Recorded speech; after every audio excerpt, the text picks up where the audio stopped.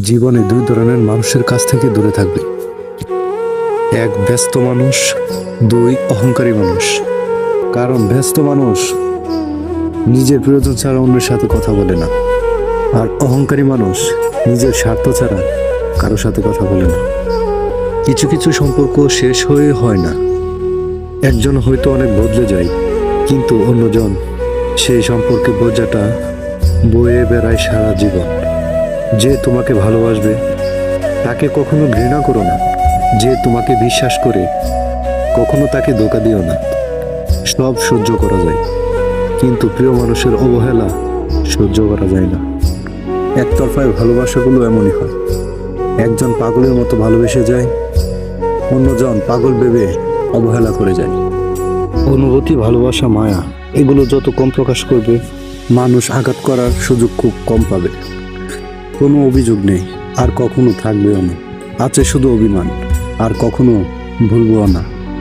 সময়ের সাথে যদি কোনো সম্পর্ক নষ্ট হয়ে যায়, তাহলে বুঝে নিও সেই সম্পর্কে ভালোবাসা নয়, প্রয়োজন ছিল। সম্পর্ক কখনো তৃতীয় ব্যক্তির জন্য বানে না। সম্পর্ক যে তৃতীয় ব্যক্তিকে প্রশ্রয় দিয়েছে।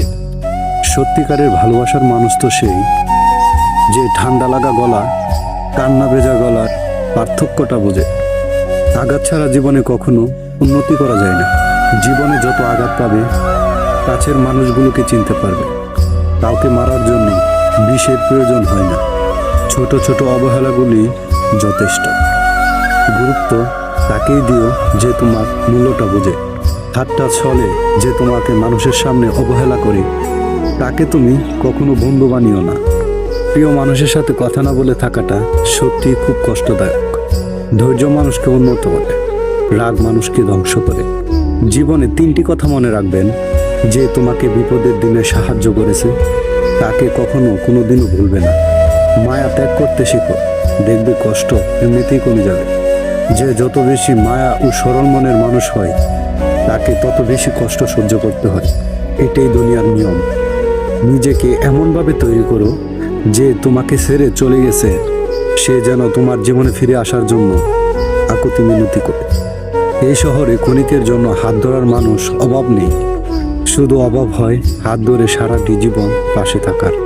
সময় একদিন বুঝিয়ে দিবে যে তুমি কাকে খুঁজতে গিয়ে কাকে হারিয়েছো। যাকে তুমি ভাবছো প্রিয়জন, সে তোমাকে বুঝিয়ে দিবে তুমি ছিলে তার প্রয়োজন।